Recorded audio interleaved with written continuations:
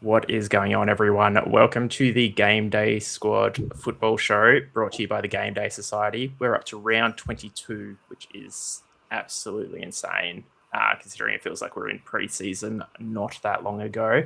I'm Mark. I'm joined by Zonald as always, but we do have a very special guest with us this week. Someone who's always been lurking in the comments, keeping track of all of the names for the wheel, but because she's got the night off because we're not doing a live show, we thought we'd get her on the show. So welcome, Mel, to the show. How you been? Yeah, not too bad. Thanks for having me. Thought I'd get the night off completely, but you're like, nah, not happening. Of course not. And how did you go last week? I know it seems like forever ago, given it was a bit of a midweek fixture and then nothing on the weekend. But can you remember how you went? Let me have a quick look. I actually went shocking. Top 100, let's go with that. 78th in Classic, 68th in Contender, and then I got 16th in Starter, so not too bad there. Yeah. What about you, Zod? Sort of the same. Like I definitely had one of my worst weeks. I got knocked out of the Guillotine League. So I finished 63rd in Classic. I think I went all right in Champ and Challenger. I was 29th in Challenger and 21st in Champion. I think that's like my third 21st in Champion so far. I mean, it's a good effort considering how long you've been playing in Champion. It's like pretty solid. Do you know where you went wrong in Classic this week? It's obviously very unsonald-like. Yeah, just like last minute things. So like if I had gone with the team I had as my first draft, I'm pretty sure I would have gone close to winning it because I had Sesko in there who scored 37 base. And then if like Thiago and stuff. So my forward line would have been like Haaland, Sesko, Thiago, and I think Saka. Yeah, that would have been solid. Yeah, but I ended up changing both of those two out and getting low scorers in there. Classic. Yeah, and Mel, happy with your week last week, or no?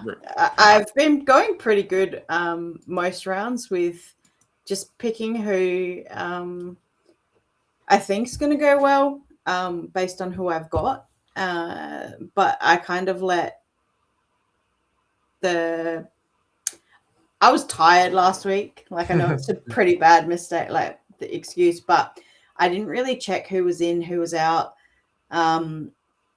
And that kind of cost me in the long run because normally I check who's likely to play, likely to start.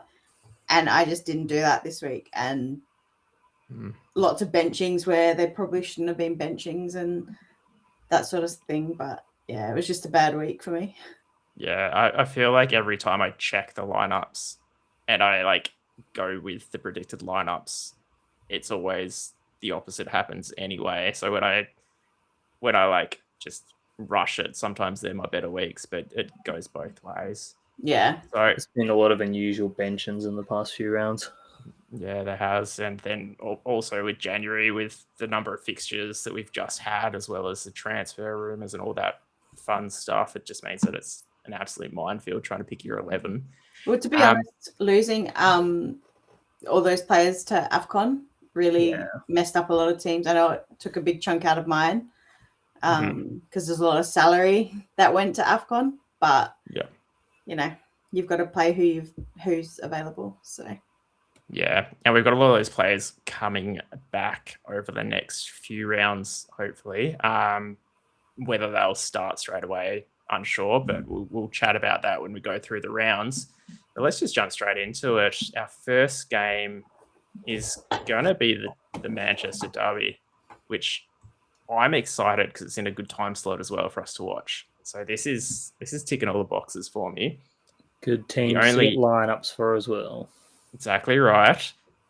I guess I've asked the two of you first. How do you see this game playing out score-wise, irrelevant of Game Day Squad? Start with Zonald, I guess. So you're still hosting two people. This is going to be tricky. Yeah. City, I wouldn't use the word worse away. It's just they don't tend to score as much when they play away. So I feel like it'll be closer maybe like a 2-1, a 1-0, 2-0 sort of thing. But I still wouldn't mind loading up on some of their attackers because Foden's done really well in the past against them. Haaland's scored like 5 goals in the last 5, I think it is. And then Cherky, just like he came off the bench last week and got like high teens for points. Yeah, it was along those lines. So huge. And the good news is, whoever had a Doku and Semenyo start, if they both start, you can put them in with Haaland in the forward line as well. We probably don't put Semenyo in. Oh, wait, because he hasn't yet, I think, unless they get the player pool update done. Yeah, which I mean, be great. I think Cal's getting it done. Sweet. It's a lot of work at the moment with all the AFL updates, NRL updates, but and the cricket. They get it in. And the cricket, yeah. With the World Cup, just would not want to be those two, Tom and Cal. But anyway, Mel, any variation in that kind of read of the game? I actually think it'll be like I don't think this game will have a clean sheet. I think it'll be at least 1-1. But I feel like if the AFCON players come back, they'll be hungry to score, and I feel like Man U will just get the win. Yeah, right.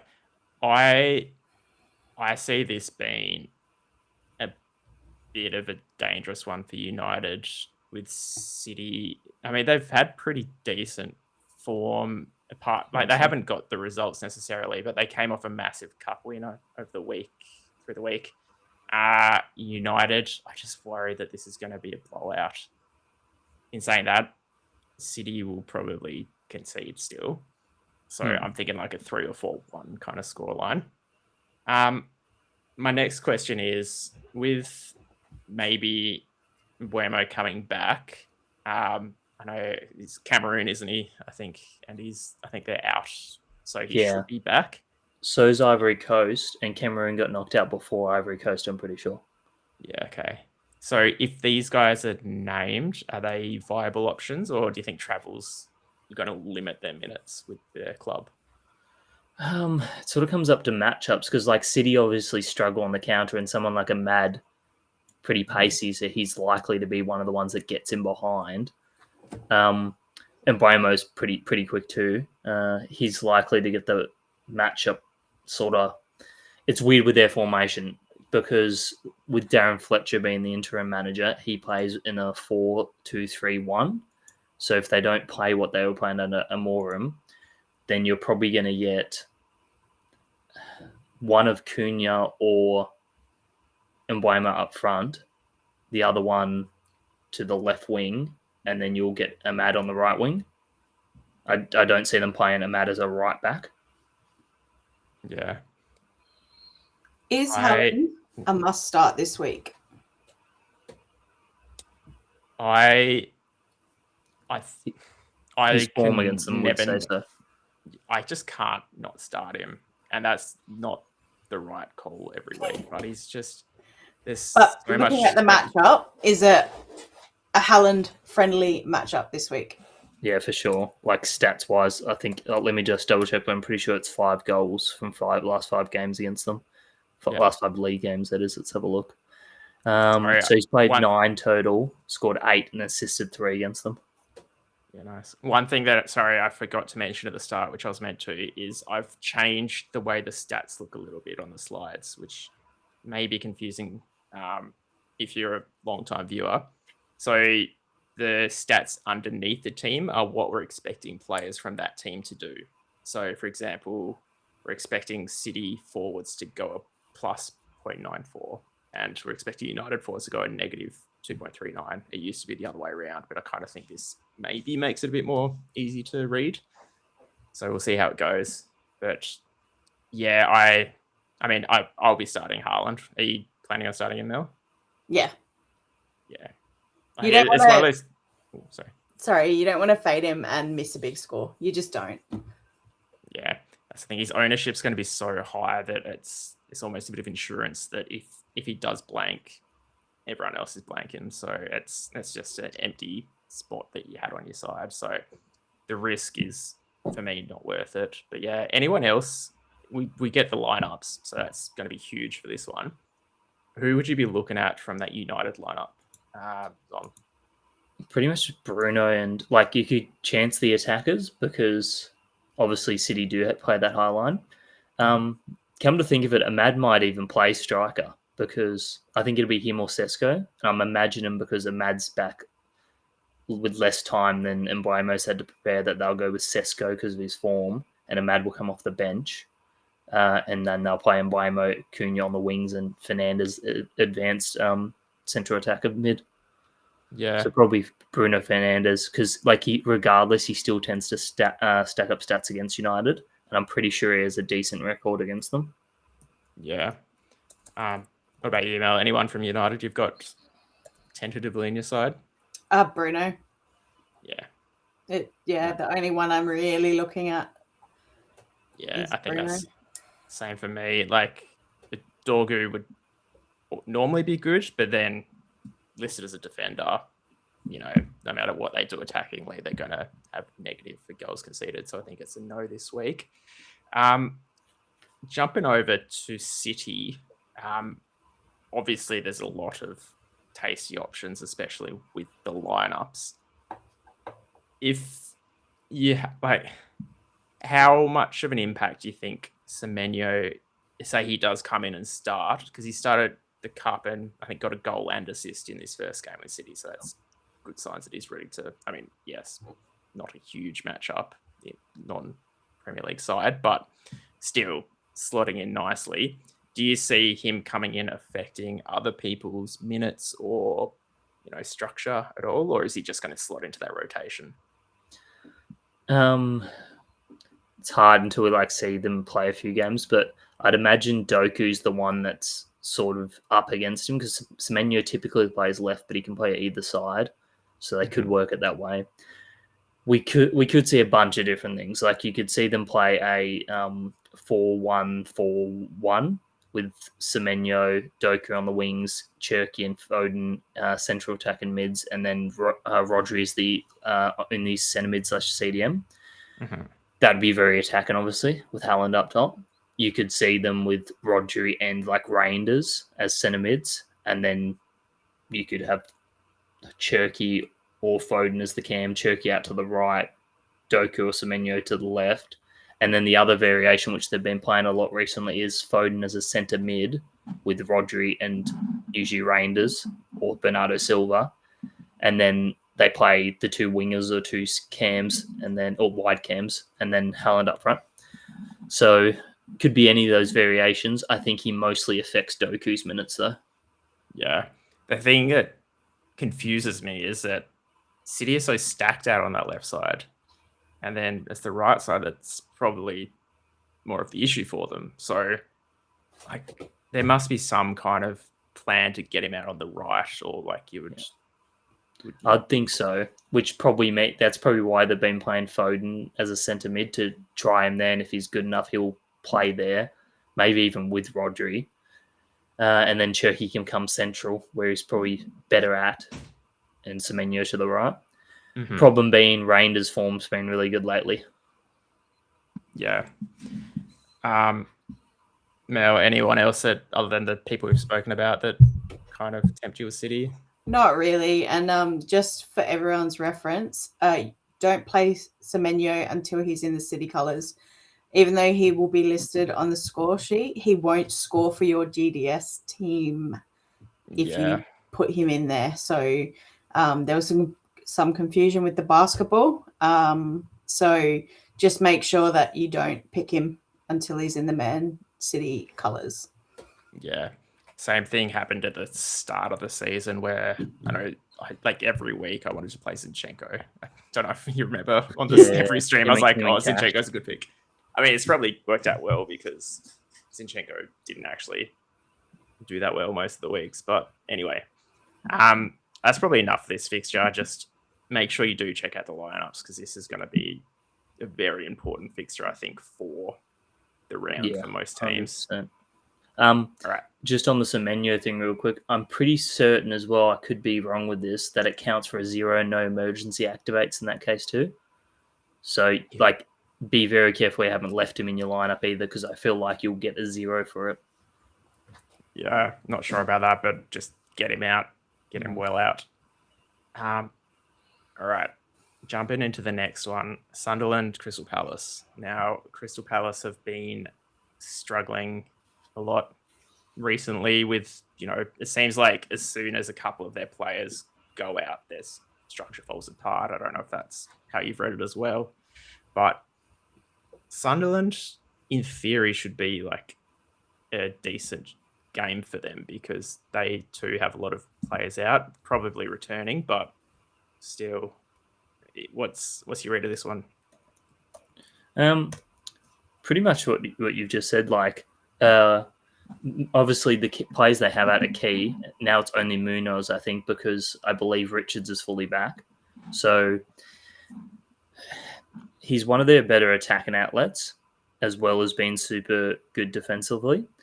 They were 0-0 early in the season when they played, and I think we could get that again in this one. So I'm still looking at defenders in this. I'm just checking if Old Mate's predicted to return. He's not. So Munoz is predicted to still be out because he was a chance. But the side I'm using, Roto Wire, has him as like out, not questionable. Yeah, I think he was 4 to 6 weeks from early December. So probably the next week or two, I reckon. But still, they may have to bring him straight in given the run of form. Mel, any read on that? Like, they've clearly been struggling. Yeah, since the defenders started to go down, the injuries started to creep in, Crystal Palace hasn't looked as strong. They've lost some games that they probably should have won or let goals through where they probably should have won. And it really makes a difference on the scoring, especially for the goalkeepers and the defenders that are playing. So they were most likely to get a clean sheet for a lot of weeks. Now it's a flip of the coin, basically. Yeah. For me, when I look at Crystal Palace, I basically don't go past that back four when I'm like considering players to pick. Yeah, maybe, Samateta potentially, but it's just that back four and Henderson as well, who would be it. Also back five. And it's, not change, not really something I'm tempted by at the moment. The other, Klein, who came in, he actually had a couple of decent performances, surprisingly, but he's also out with a knock, it looks like. Maybe coming back, not sure, but still, I would be staying away from these defenders personally. I know you said you think they're clean, but I just don't trust them.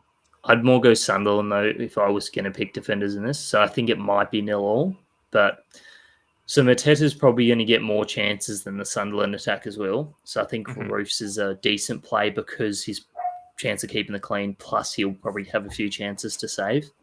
Yep. Whereas on the other hand, I think Palace are more likely to concede, especially being away. Obviously, Sunderland are really good at home. And if it is a 0-0, might not have too much to do, Henderson. So you could see like a 10-pointer for just a clean. Yeah. And then with that Sunderland, we still have good Sunderland defensive options as well. Ballard and what's his name? Mulier / Mulier. Yeah, Mulier, that's it. Yeah. Is Ballard back? Should be. He's predicted to start. Okay. That was a fast 5 weeks. Yeah. Yeah. Yeah. I mean, the thing is, it probably was 5 weeks based on how quickly the fixtures and how quickly December disappeared for me. Who knows? But the other, I guess, Sunderland name we sometimes talk about is Xhaka.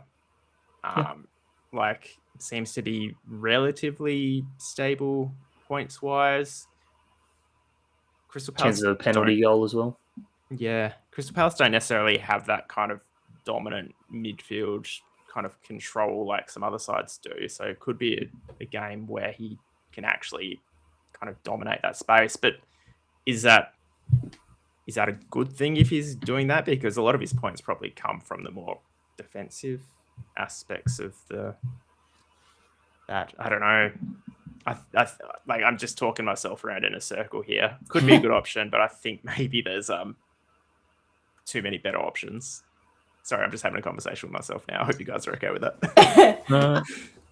No, okay. It makes sense because so Lafleur missed a penalty in when was it? I think it was against was it the cup game? Anyhow, so it basically means Xhaka's almost guaranteed to still be on pens and no chance of Lafayette taking over him. So you could always get that. It's nice to pick penalty takers. It's more common in FPL than it is in here because obviously they don't happen all the time. But for someone who scores pretty decently every week and you might be able to bank a goal on top of that, it's not a bad option when they've got a good fixture. Yeah. Anyone else from this one, Mel, apart from, I guess, the defense and keeper potentially from each side? Yeah, nah. No. I did play Mateta in the round that he scored really, really well. I just threw my team together. But since then, it's kind of like you could risk him. And that's the thing. It's you could risk him. It's not guaranteed that he's going to play well. Probably Ballard and Henderson would be the two that I look at from this.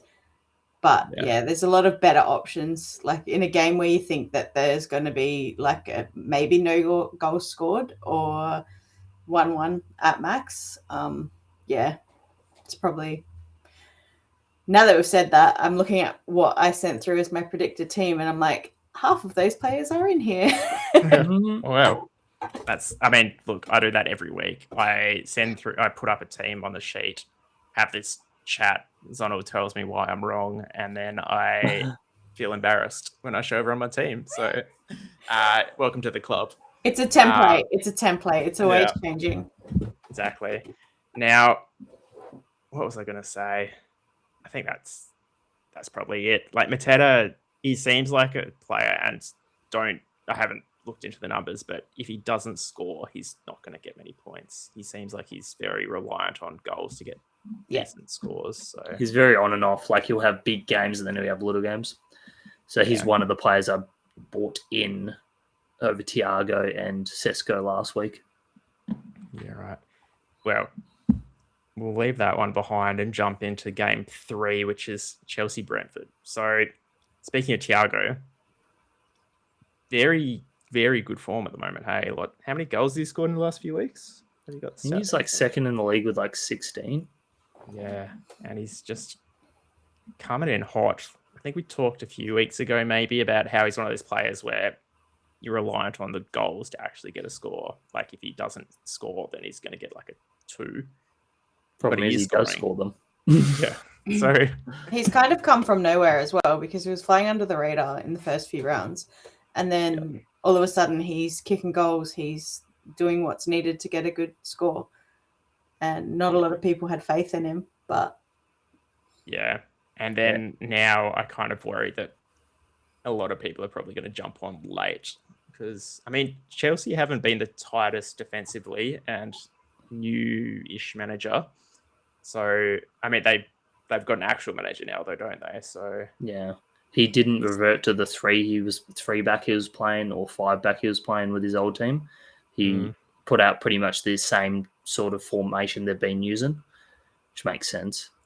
Does it though? Because they've just lost their manager playing that way. So yeah, he did look it looked a bit more tidy under his system though. So I think he's just brought his system in with the same formation they were playing. Whether he changes that slowly, he could over time.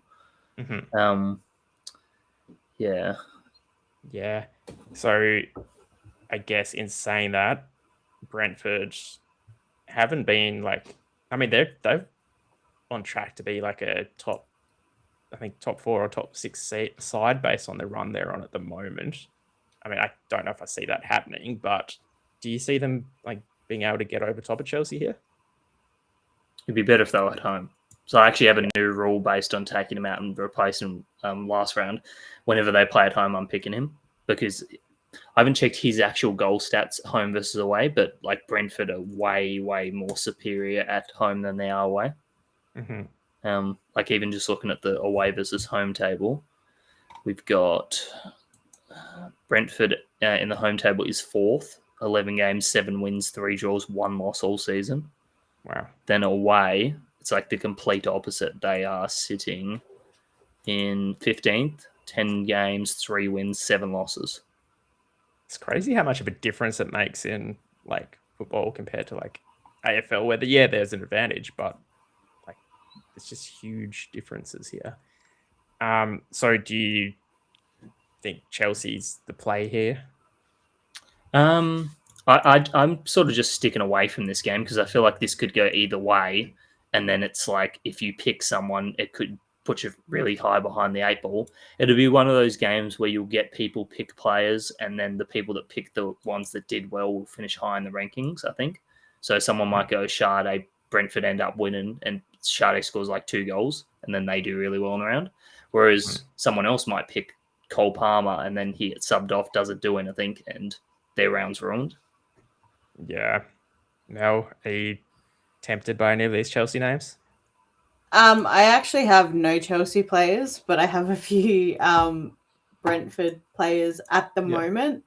Mhm. I just feel like they're traveling well, like not necessarily traveling well, but they're playing well. And some like Collins has played pretty well. He's scored well GDS wise over the past few rounds, and Thiago, and Shade. I feel like Shade. I don't know if I'm saying that right, but I feel like he's played pretty decent as well. But now it is Chelsea, and Chelsea do random stuff all the time, so they might come out and just completely shut everyone down, and then it might be 0-0, or I think it's too risky to pick from this game. Yeah. No, to ease things a bit more, Brentford have won their past 2 away games. It was against Wolves and Everton, though. Yeah. Well, still, it's possible then, is what I'm hearing. If you had to pick someone from this game, who would it be? Palmer. I think he's got a decent record against some new managers. Probably, it's weird because the new manager should play him, and João Pedro is probably going to get benched. Here's a little bit of a thing based on the cup of playing actual big strikers like Delap and Guehi. I think it's Guehi or Guai. So I feel like Pedro's might get benched and come on late for Cole Palmer if Cole hasn't had a great game. Mm-hmm. Yeah. Well, if you had to, well, I mean, you've got a few of in this game, but if I had to keep one, I reckon Collins. Yeah, I don't mind that at all. I'm big on. I mean, not big on, but Pedro Neto. He's one that came out pretty nicely in my stats this week. I assume he's playing. I haven't actually checked that whether there's any issues. I don't think there are, but he should because this whole new manager works out well for him with playing natural wingers and an actual striker as opposed to Pedro out of position there, I would say. Yeah. So that's one. I don't think I'll go there, but it's like if you're looking for a punt and you're trying to, make up some points, maybe to get in that, jump up a bracket for when the cup starts next, however long it is away, then it's something that I can see them maybe getting a couple of involvements there. But I don't like this game at all.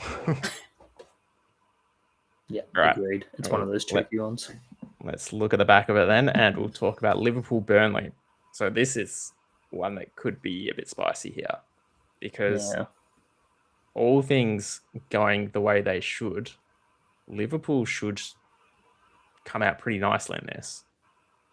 But it's Liverpool. And that's what scares me. Subject. Yeah. That's what scares me about this is looking at it, Liverpool should win.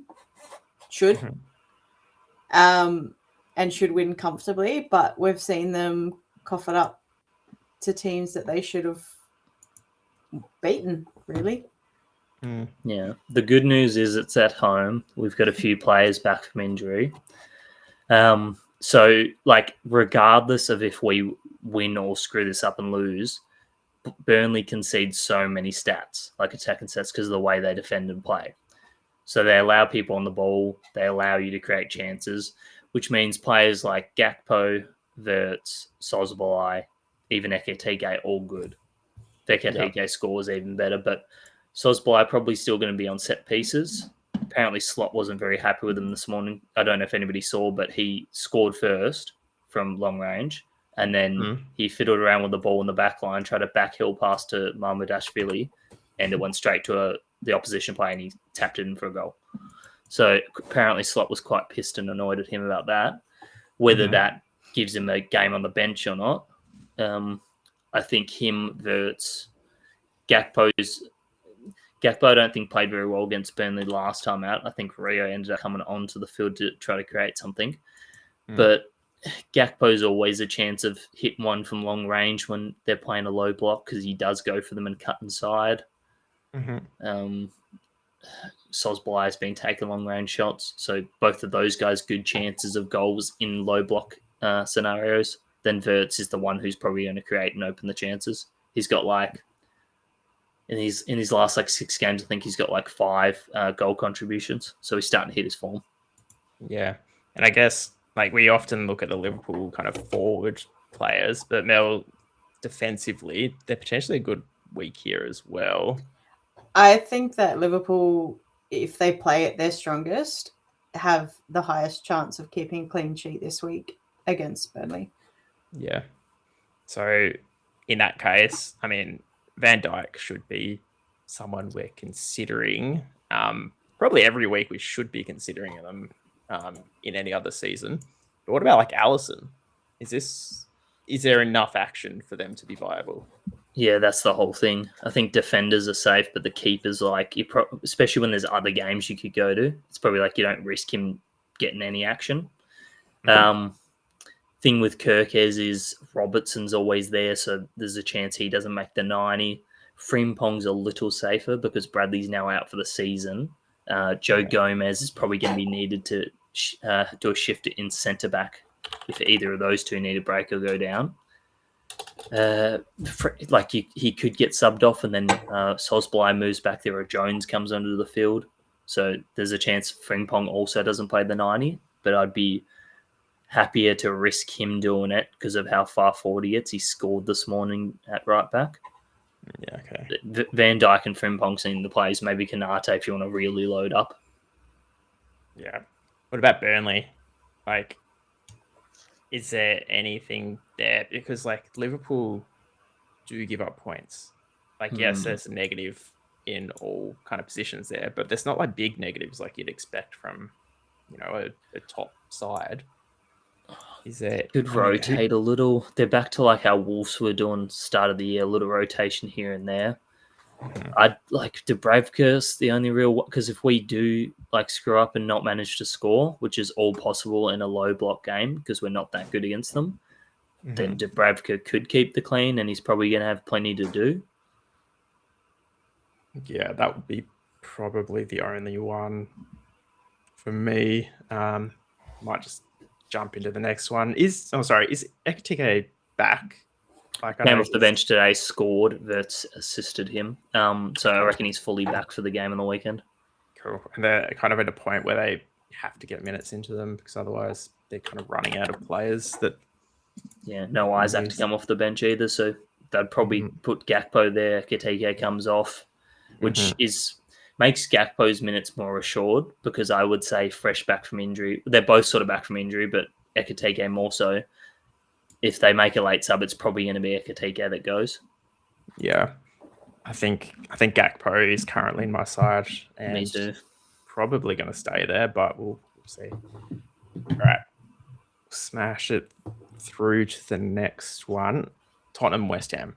So Tottenham have been struggling. Did you see the pictures of the manager holding an Arsenal mug? Yeah, I did. That's hilarious. And then Van der Ven went and had a go at the fans. Yeah. Apparently Romero wants out and Porro might follow. Yeah.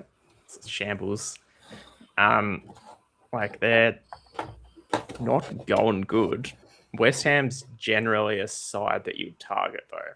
So is this a game, a poor cup performance? I think they got knocked out of the cup, didn't they?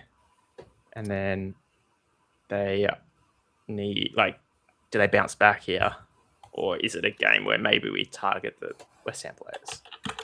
So Fernandez is under an injury crowd for them, Matois. Paqueta might not play because there's transfer rumours. Apparently he's agreed to go back to a Brazilian club. It's just West Ham might not allow him to in January. So he might not play because of that, which makes their team very, gettable. So Xavi Simons could have a good game. I don't think Curtis definitely isn't back. He's still out injured. The fullbacks tend to go all right, so maybe Porro's a bit of an option because they're a chance of a clean, even with all the unrest in their defence. Plus, they're also not great at defending set pieces, so Porro takes frees most of the time, I'm pretty sure, if Simmons doesn't. And then corners, so you could go Porro and Romero if you were pretty comfortable in the fact that you think they'll keep the clean against West Ham, because they're also a good chance of a goal for Romero and then an assist for Porro. Yeah, I really like the Simons shout. It seems since coming back from that red card has been scoring pretty well. Kudos not playing either. Yeah, so there's a lot of ticks there. It's just whether there's it's still a risk to play them because they're, are they on pens? Maybe. Yeah. I wish the usage rate was a more renowned stat in football, because it'd be really good to see usage rate for Simmons now compared to when Kudus is in the team, because I feel like they use him so much more. Yeah. I'm just curious what Simmons has actually been doing since coming back. Mel, any temptation there from Spurs, or is it? Not from Spurs, but I feel like Bowen might have a pretty good game. Like, when teams start to have internal issues, it's when upsets happen, and I would almost say that the Spurs would come in favourites for this game, and I feel like West Ham could actually upset them, because if you're not at a happy club, you're not likely to play as well, right? And if Paqueta's out, then someone who actually wants to be there would be playing, right? Yeah. So, yeah, I mean, it's not going to be a blowout by any means, but I feel like Bowen could be a pod. Yeah. His usage rate will go up, because if Paqueta's out and Matois Fernandez is out, they're probably just going to go through him or Somerville. So it works well in that way. The worry for me is that Jed Spence tends to lock up players. I don't know if you guys have seen his Instagram posts, but whenever his direct opponent goes goalless, he photoshops them into the GTA image where the guy's holding the dog on the leash and puts their face on there and then tags them. I love that. And says that he's been locked up by them along those lines. Yeah, that's great. Yeah, I think Bowen could be a shout, purely because even if West Ham lose, still should do fine. It's just I'm just looking at the numbers. Simmons has actually not done as well as I thought since coming back. I don't know if it's just maybe a minutes issue with him, but I don't think he's been too bad, because hasn't he assisted at least one of the past two, if not both? Yeah. But if he's heavily reliant on that to happen, then it's do you risk him actually getting one of those? Yeah, I don't think I could. Basically, the problem is as well this week, there's so many midfield options. Yeah, it's almost like this is another game to avoid if you can, because it's one of those, if you're willing to take a risk on a pod, go for it, but yeah, too many variables against, and like you said, there's too many better options for midfielders. Spurs defenders in particular have just let me down so much in the past. Yeah, thing is, Romero will probably score now that we don't play him. Who said I wasn't playing him? Well, if you play him, don't forget you have multiple teams. Actually, to play the same team. I'm pretty sure he's suspended because this doesn't have him as suspended, but I'm pretty certain I saw it during the week that he got added a week suspension on for his outburst in the Liverpool game. Albeit the cup matches this week, I'm pretty sure counted for a game suspension. Okay. So if he didn't play that, that's probably why. So what about a forward for Tottenham then? Because Richarlison's out. So was it Solanke up? He's still out too. I think it's Kolo Muani, or like they could be weird and put Odebert there, but probably Kolo Muani. Apparently Solanke is back because he's not listed as out or questionable, but probably more likely off the bench. Yeah, okay. So again, another question mark, which is probably not worth a risk. So yeah, I think the more I talk about this game, the less I want to have anything to do with it. So I'll just see if Romero was in the squad at all for their cup game, because if he wasn't, then that's a pretty good indicator. Nah, he wasn't. So pretty much that would have been his suspension game. Yeah, sweet. So, well, maybe an option, but again, a lot of good other places to look. Now, this is a game which I think could have some spicy pods in it, because Fulham have been pretty decent scorers the last few weeks from a game day squad perspective. Coming up against Leeds, who also aren't bad themselves. I guess we'll start off. How many goals in this one? Who's getting up? I think it was pretty close last. It was like a 1-0 win, and it happened late. So I could see similar happen here because Leeds are probably. I would feel like in this game they're probably going to go after it a bit more, particularly at home. So, and I think Fulham, from memory, don't go too well in their away matches. Let's have a look. They've been going right lately, actually, so I don't think that's an issue for them anymore. I could see it being low scoring again. You've got a lead striker on both sides that if they score goals, they score well. And they're both definitely capable of scoring in this game. Yeah. So, obviously, being Calvert-Lewin and Jimenez. Yeah. I currently have Jimenez in my side. I am now predicting, though, that I've jumped on him a week too late because he's been in like good goal scoring form last however many weeks it's been, like multiple goals, multiple big scores, but it just seems like something's clicked there maybe at Fulham.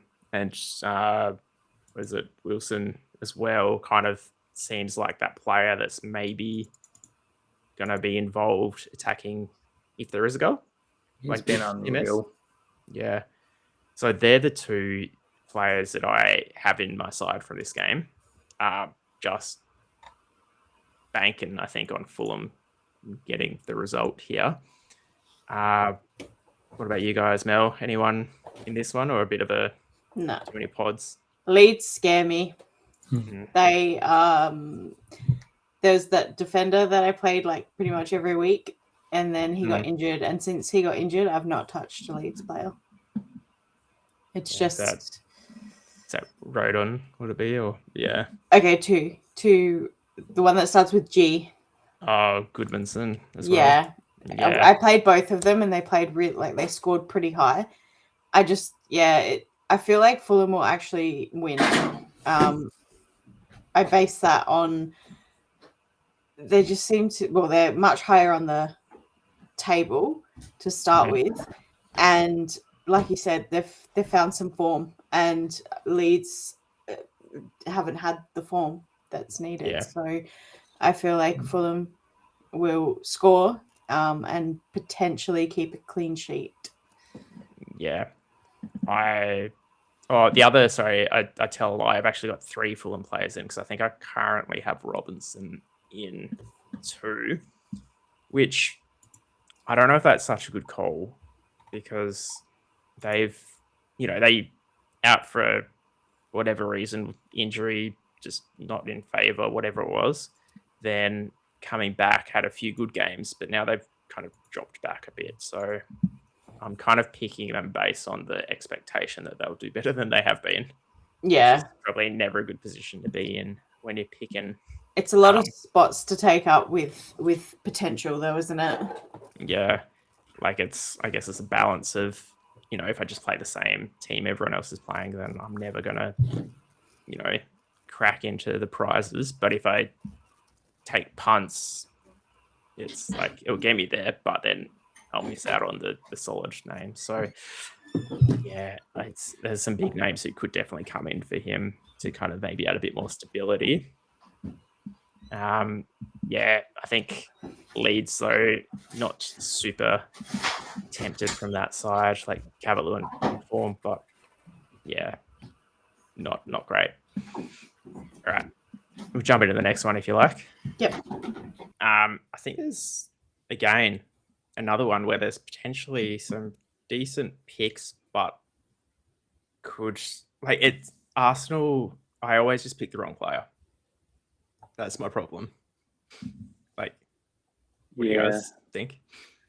There's a lot, this is a very targetable game. Forest are in general, because despite the managers they've had, they always give up points. You would I think Rice and Odegaard are predicted to start in this one. I think they both got rested midweek, which is good signs. So yeah, they should start. Both should go pretty well. I'd back in place for both of them, albeit again the problem is there's so many midfield options because there's so many targetable games for them.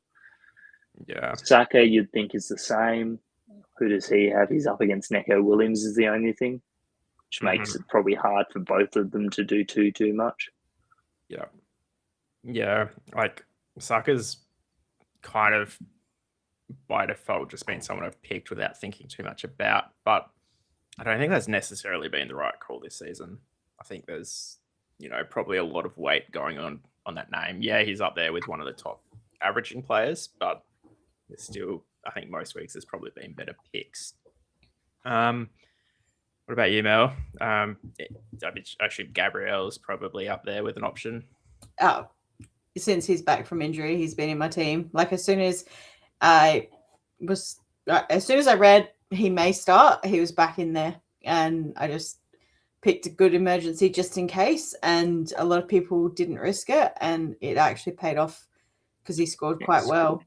And I got quite high in the rankings that week because a lot of people didn't pay him. So yeah, that was a good shout. Nottingham Forest, there's probably 3 names there that we tend to pick or look through. You got Anderson, who's been good most weeks, even in bad results. Just like one of those players who accumulates. You got Williams, who unfortunately will be susceptible to goals against, so that might be Arsenal. You wouldn't think he'd attack as much as well, having to mark Saka. That's true. Yeah, so maybe a 1 to. It still could come out nicely, but it might be a bit of a punt. And then who else is there? It's probably only Gibbs 2, really. Gibbs White's been ripper form is the thing, and he seems to be on pens without Wood playing. Wood's still out. The thing with the Neco situation as well is it could go both ways. He could just be overly attacking, which means Saka has to track more than he's used to, and then Saka doesn't do as well. Yeah. I'm now talking myself / being talked out of starting Saka, I think. Because there's a few players that were kind of in that 4th to 5th slot. And Saka was just sitting in number 2 without too much thought. So if I pull him out, I can probably play the players that I actually want to play, which might be something I really should be doing every week. But yeah, I think I'm out of Saka this week. Yeah, you definitely can't play both. It's one or the other. And it's basically, it's a 50-50 on who you choose, and you could still get it wrong. So is it worth fading both of them because the risk is just too high? Yeah, I think so. I think they're just going to both be detrimental to each other, but Saka could still like, will Arsenal score that many goals? Is the thing. So are there that many opportunities? Like they will win, I reckon. They'll win like maybe 1, maybe 2-0, but I don't like it. Putting a lot of effort, a lot of faith in Saka probably being involved in one of those goals, because with Williams, he probably won't get as many kind of take-ons because I think Williams will be harder to pass. Like it's just I've now talked myself out of playing him. But who do you play in place of him though? Like, because he is one of the set and forgets, isn't he? Yeah, I think like maybe one of the Aston Villa forwards, who we'll talk about soon, could be a shout. Yeah, I don't know. We'll get to the teams and we'll talk through them, and then I'll tell you who I've already mentally changed in my head. So we'll get there.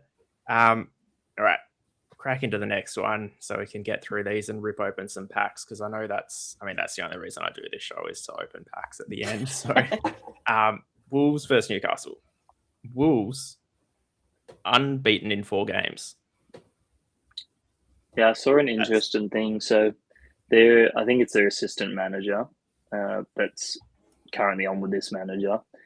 He seems, a lot of people think it's a lot down to him, because when he's worked with Nuno, who's currently the West Ham manager, whenever he's worked with him and his jobs, they've gone super well. But at the jobs where Nuno hasn't gone very well in Spurs and the current one at West Ham, he hasn't been there. He's gone terribly.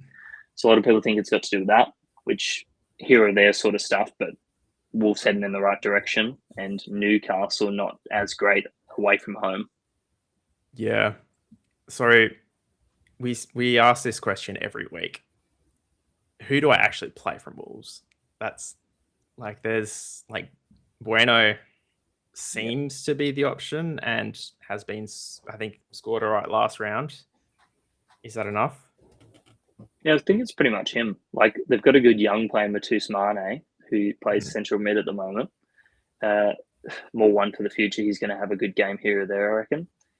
Their forward line rotates a little bit depending on matchups. So with Bueno having sort of locked down a role now, if he scores assists, great. But the amount of point stacking he does means any goals they score, if they have a big loss, it doesn't affect it too much. Like, you're still going to get that all right score of like 6 to 9 points.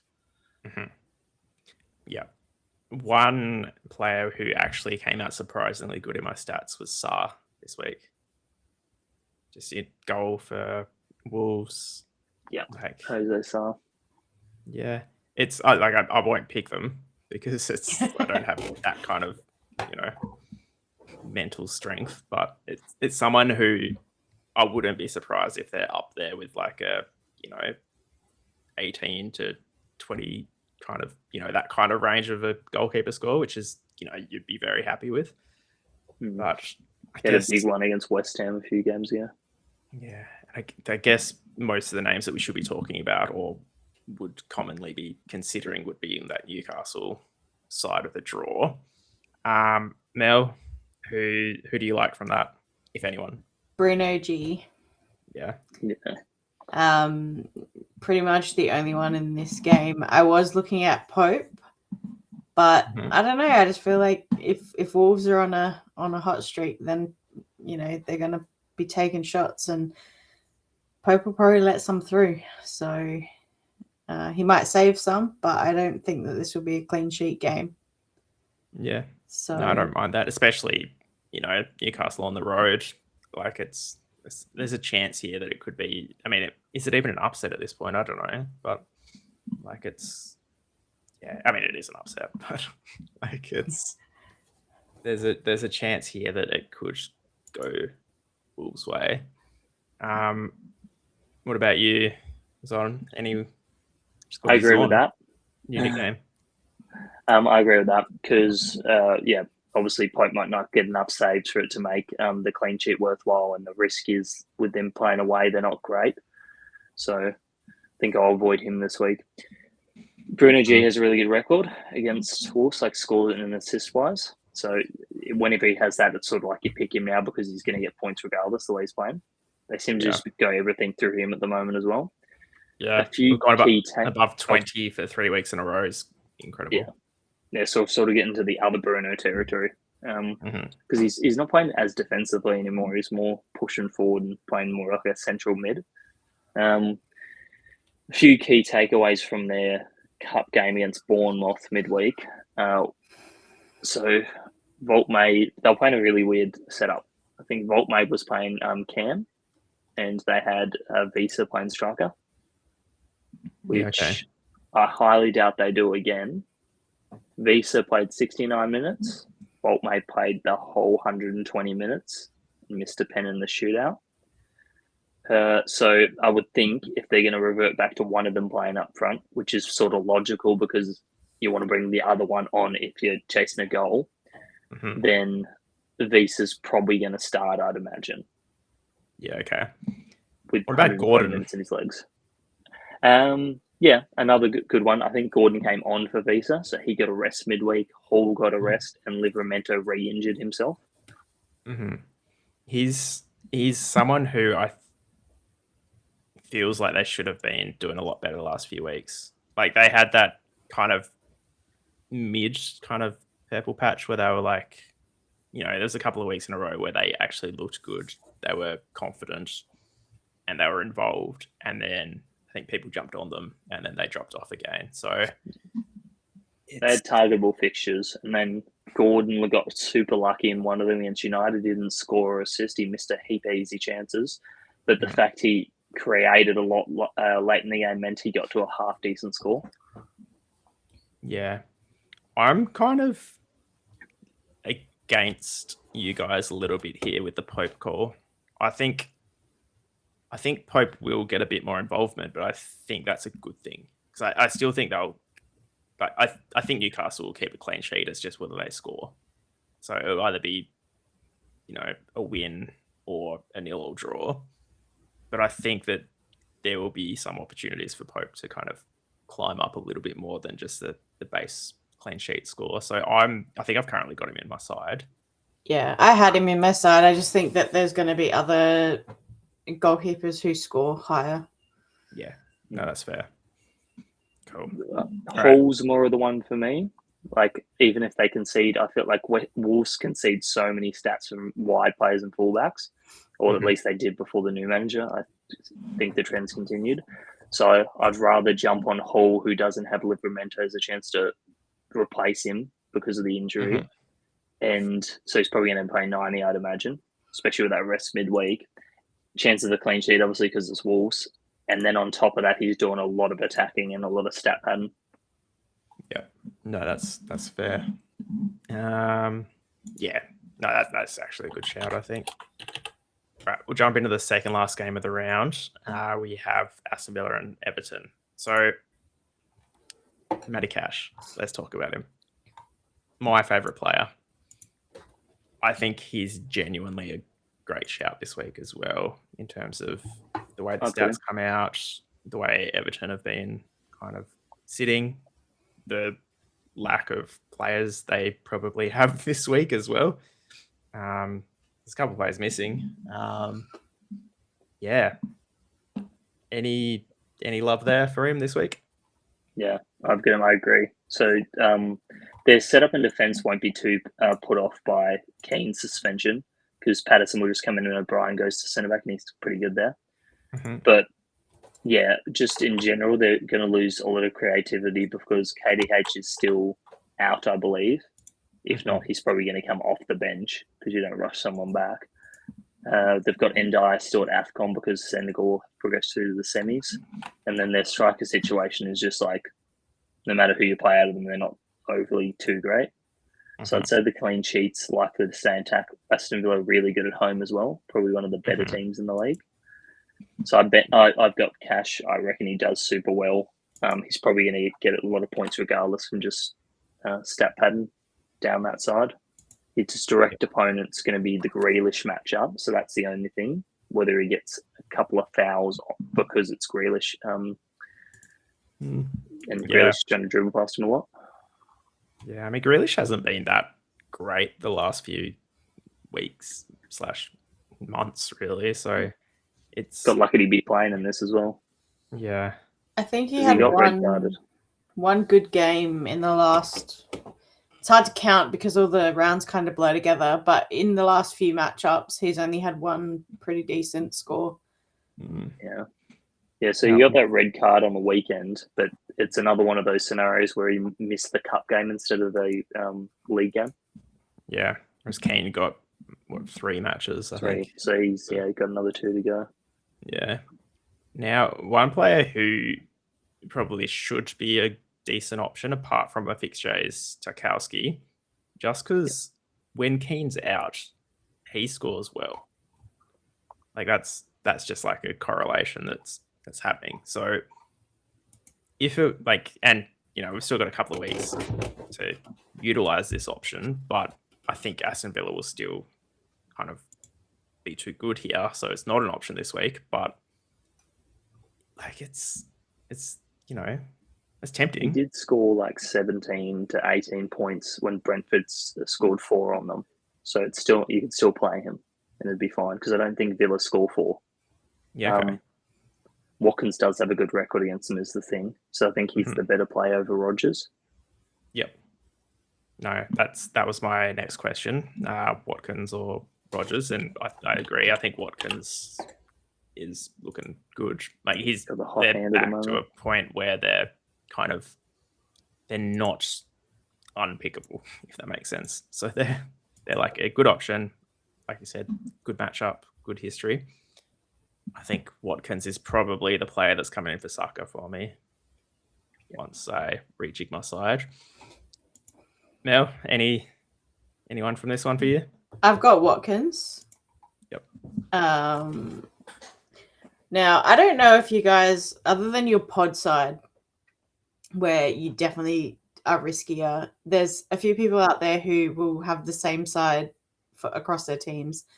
If I'm 50-50 on a player, one goes into one side and the other goes into another side, because there's a few that, like you said, with Rodgers, for example, it comes down to Rodgers might actually have the better game. So do you go one in each team? I actually am going Watkins in most of my teams this week because I just feel like he'll play better than Rodgers will. And I think I've got Tarkowski, but he's not locked in. I'm kind of off Grealish at the moment because I chased points and he came back with like a 4 with rarity score included in that. So it's kind of like you don't want to ever chase points, but every now and then you get sucked into doing that. So in one of my teams, I have Pickford for now, but I just probably haven't changed that from last week. I just feel like Aston Villa will score more. Yeah. So he's risky. I don't think Pickford's the worst shout, though, because chances are going to happen from Watkins and Rodgers begin to. Yeah.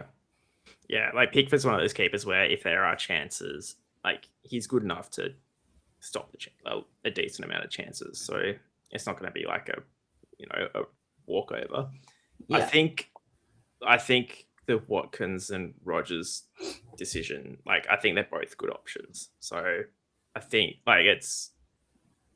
Watkins personally I think will do better, but Rodgers will still do well in this matchup. So and he's just been in red hot, form. So I think he'll be fine either way. We'll crack into the last game and then we'll rip open some of our reward packs that we've accumulated today. Brighton, Bournemouth, probably a game where there's not a whole heap to talk about, to be honest, because of most of the people we would be looking at aren't playing this game. So with Brighton, I think I saw a post that Minte and Matoma are both out this one. I think that was a tweet I saw. So Matoma's an interesting one because I was considering him, given the Bournemouth concede a lot of stats. I'll double check that because I'm almost certain they said it. I don't know how reputable the source was though. So, Was it one of your own tweets? Did you Yeah. tweet it? maybe Yeah, just one of tag my everyone. self conversations I've been doing. Minte, not surprised at, like, he's probably not been rushed back at all. So yeah, he might play, he might come to the bench, sort of thing.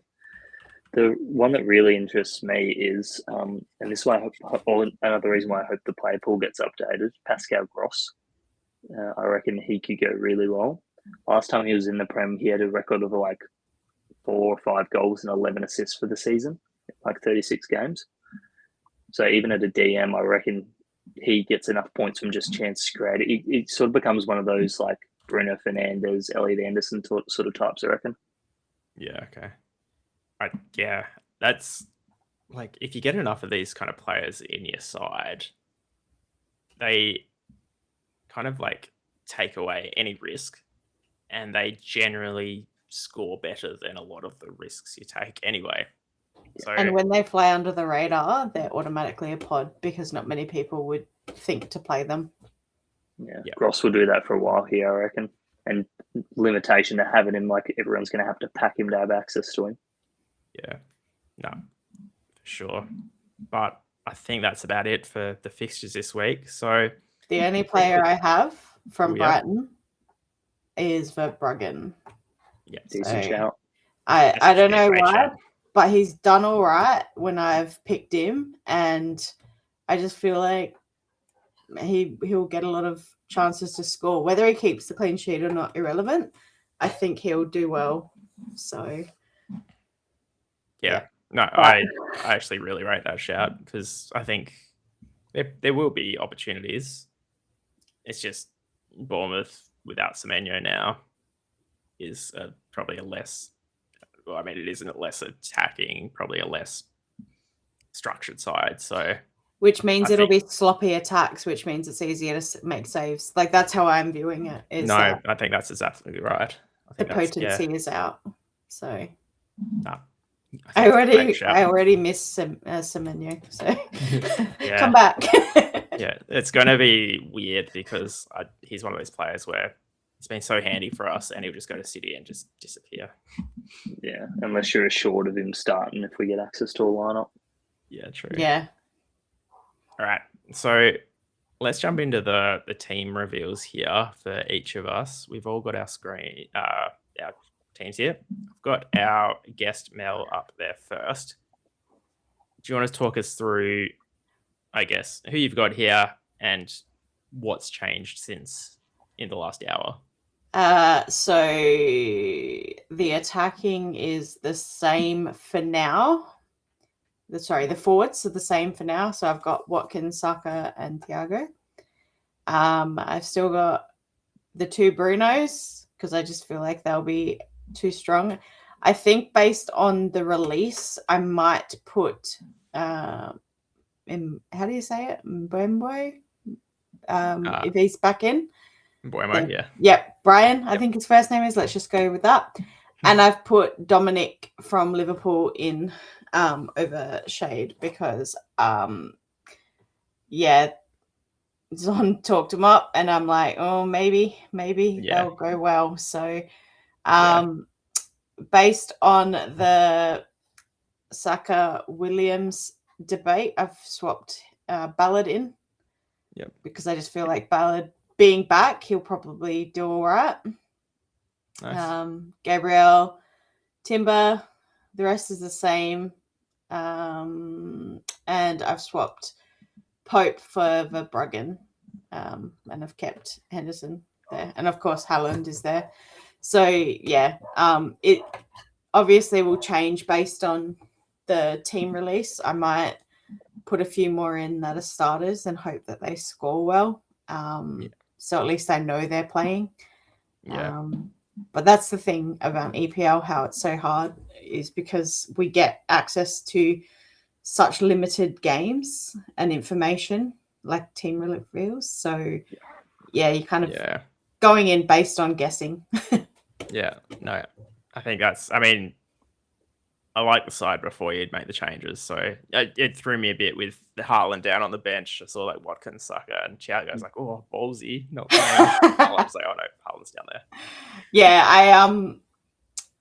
I moved him to the side because I didn't want to accidentally swap him out while messing around, because I tend to pick my bench players and they're kind of people I would normally start, but it's kind of the bench is like my lock section a lot of the time. Yeah, That's a nice. good idea.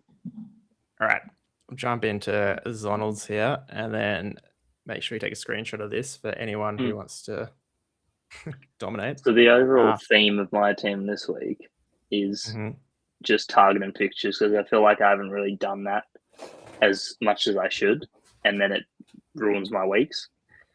So a lot of Liverpool there. I've gone Arsenal in defence because I feel like they should keep the clean against Forest. So I got Frimpong, Van Dijk, Gabriel and Timber. Frimpong might change because it's a little bit of worry he won't make the 90 coming back from injury, sort of. Plus, there's an option to swap like a Sosbolai back there, or Joe Gomez could play there. So I might change him to a Tottenham defender because I'm actually liking the look of them now, particularly Romero, because I assumed he was out, suspended. So I might go Romero back there because I got Vicario as the keeper as well. But I could also go a Sunderland defender instead, so Ballard. But that's probably going to change for Frimpong now. Midfield, pretty stock set. Like a lot of people are going to play Bruno Guimaraes this week because he's been in hot form. A lot of people probably are already playing him. Fernandez is going to be another common one again. You sort of have to have him in there. He's got a decent record against City. Cherky, if he doesn't start, will turn into Foden. I'm tempted to play Foden anyway because he has a good goal scoring record against City. But yeah, that's sort of up in the air between those two.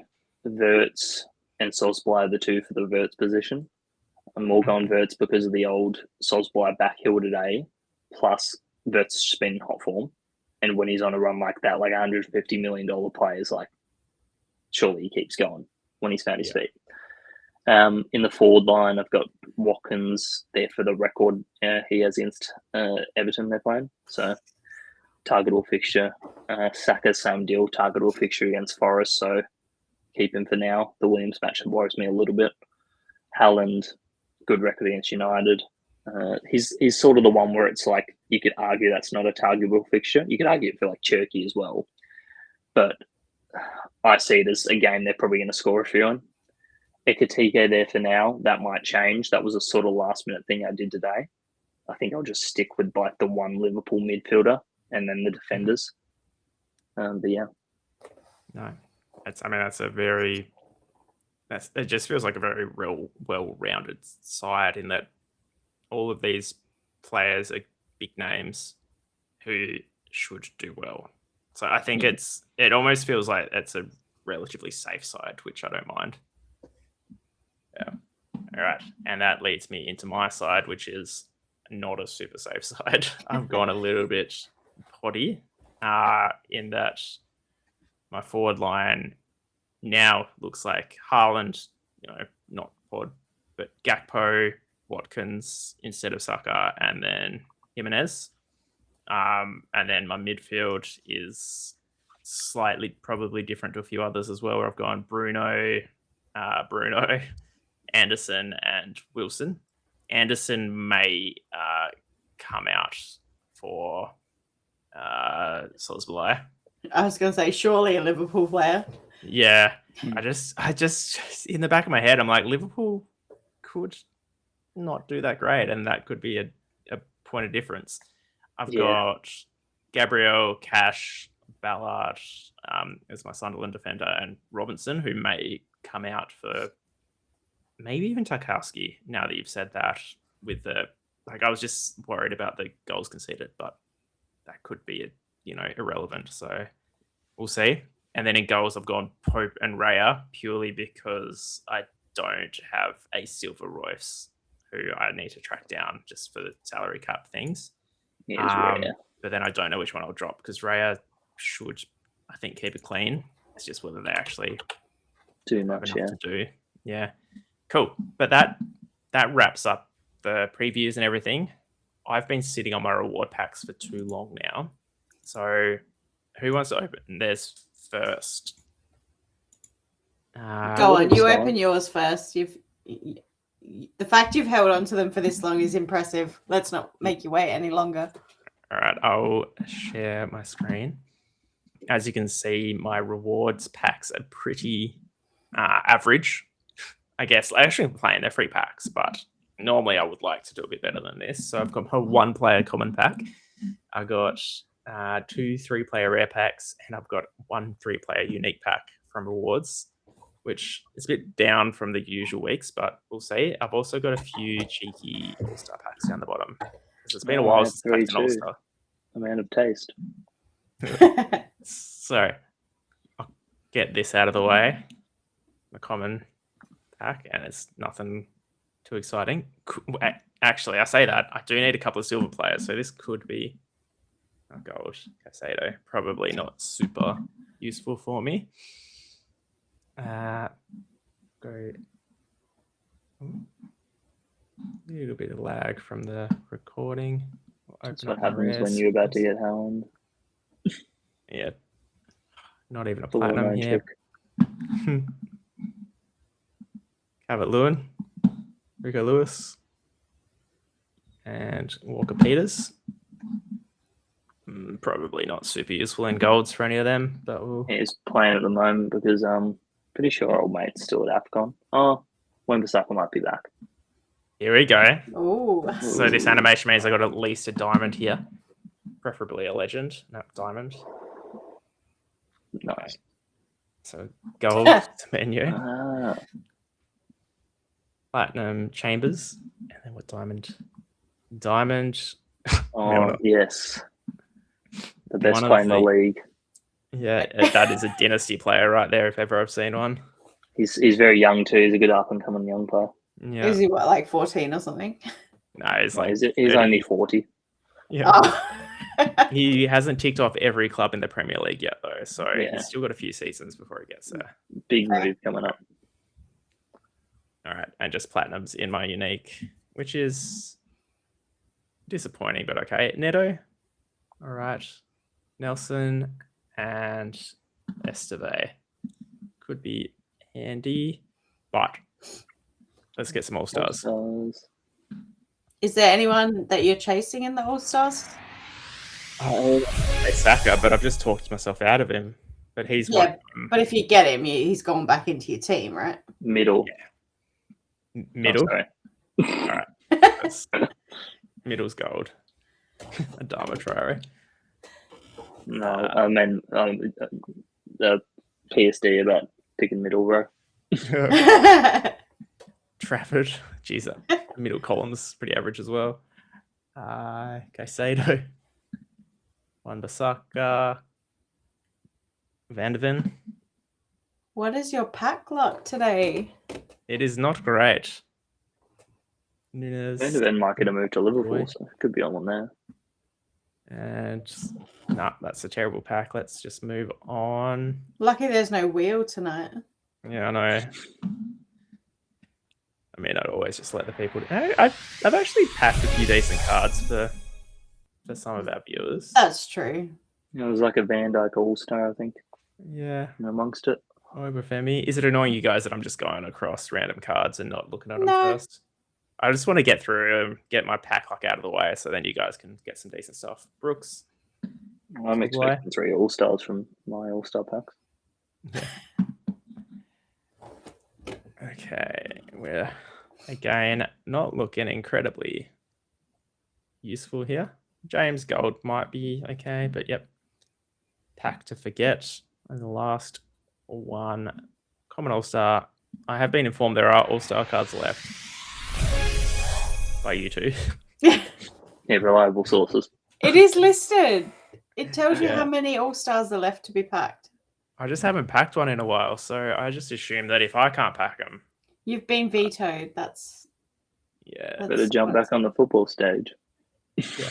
Well, I mean, I feel like I should be off the veto list now that I've sold one of my Haalands to Cal. You should be bumping up my pack. Maybe if this video gets like, I don't know, 100 likes or something, we should host a football bingo. That's true. With all the rewards donated from Cal. All right. I am going to stop sharing my screen because that sucked. All right. Crack them open. All right. So just like I said, didn't do great. So my rewards, not the best. But I did this season, if you guys remember, got first in starter. So yeah. Mark also got first. Who'd you beat again? Who got second, Mark? I think I beat you that week. Yeah. Have you won a round yet? No. And why do people keep DMing you for advice and not me? I know. That's the They should confusing DM me part. about basketball. I've won like several rounds of basketball. So that was a forgettable pack. I didn't even register George, who it was. T. George or something. Young player. Actual young player. Not just a joke young player. No.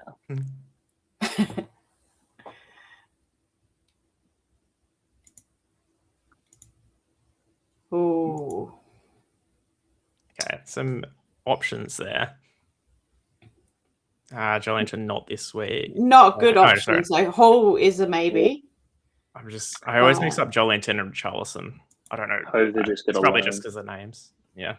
All right. And the last pack.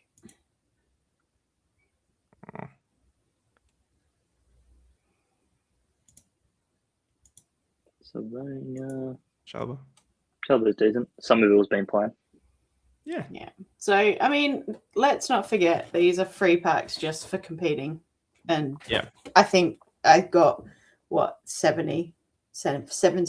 The highest was 16th. So, I mean, it's pretty good that you get decent packs for just competing.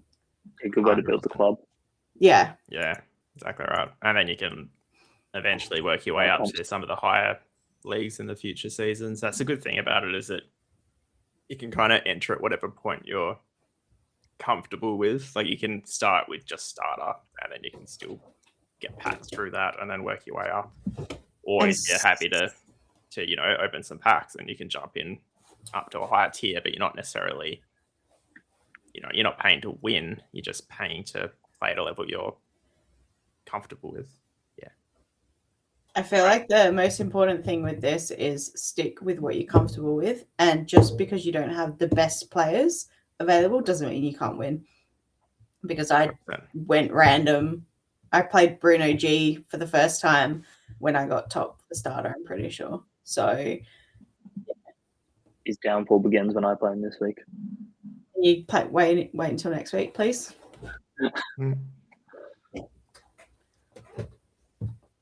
Damn it. I was going to say it was a weird looking pack, but it's a one player pack. Oh, here we go. Oh. Here we go. Howland. James. The wrong James as well. The wrong James.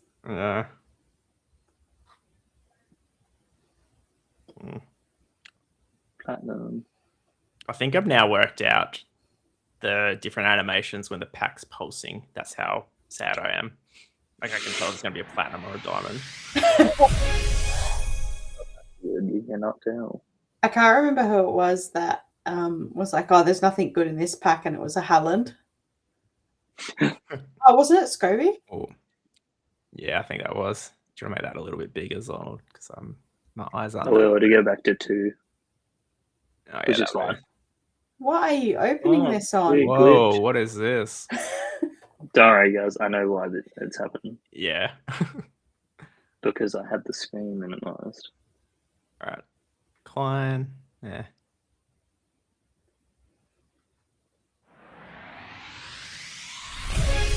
What all-star would you be after, Zon? Haaland. No, well, I mean, unfortunately, you can't get a Haaland. What backup all-star? Saka. I already have a Saka. Palmer. You should not be allowed to open all-star packs. I did. I traded for Saka. I traded for Salah for Saka. Oh yeah, it's quite a good trade looking back at it. Yeah. Unfortunately, Kuna, yeah. Not too bad. Oh well, And that was that's some right. pretty disappointing pack openings from all of us there. So maybe we have a We'll week just off. message Cal and ask why. Yeah, let's get him in the back end of the code just to update our luck. Can you just check that these packs are correct? Cal? Yeah. Nah. I think there's a visual glitch. Yeah. Now, that's all we have for the week. It's been a good episode. It's been a long episode, which is good. Now, any final pieces of advice for the week from the two of you? Don't listen to me. I went pretty terrible last week. I haven't won around. I have some for Zonald. Leave your team alone. Go with your first instinct, because last week you made some last minute changes and they did not pay off. That's every week. It's actually a theme. I chat about this with, I think, Stealth weekly, and I say, so this is how it works, Stealth. I make my team, and then I get to the night before, and then I change it, and then they go terribly. Yeah. It's those 50-50s, isn't it? You always think, 50-50. I'm only going to change the Spurs into defense, all of them. Yeah, I think my only advice is make sure if you can, look at the lineups for the first game, because that's going to be there's so many potential scoring options in that game that you can go all City midfield. Yeah. So that would be it from me, but we'll leave it there. Thanks, guys. Thank you, Mel, for joining us. Always nice to have you. And yeah, best of luck to everyone. Make sure you do jump in the Discord. We'll be around to answer questions. I know this hasn't been a live one where we can't answer your questions live. In fact, we had some questions in the Discord, which I've just remembered we forgot to answer. But we can shoot through them pretty quick. One of them we already answered. It was to do with Newcastle. So we covered that without sort of addressing it. And then the other one was our plays sort of the week. So we quickly do that. Yeah. So for me, Matty Cash. I think that's not just because I love him. But yeah, I think there's. You think he's going to be the highest scorer, or he's just shooting for the week? Highest scoring defender, I think. Fair. Yeah. Highest scorer overall. Depends how the City game goes. So it could be Haaland, but yeah, I don't know. Maybe Gakpo, actually. I'm going to go someone real outlandish, because if we looked back at the highest score every week for the season, I imagine it'd be pretty much every week someone you wouldn't expect. So maybe someone like Visa. Yeah, okay. Yeah. He's got the fixture for it if he plays in the attack. Yeah. He hasn't done too well against Wolves in the past, but. What about you, Mel? I'm going to go nice and safe and go with either of the Brunos. I reckon they're in for a big game. Yeah, I think that's a pretty decent option. Like, regardless of what they actually do in the game, they'll just score points. So, yeah. All right, well, we'll leave it there. So thank you very much for watching. If you do enjoy this stuff, I know we haven't done it live, but if you like this form, then make sure you give the video a like. Jump in the comments if you do have questions. We can answer them there too. And make sure you do subscribe if you can, because it does really help us out. So thanks heaps and good luck. Hey, everyone.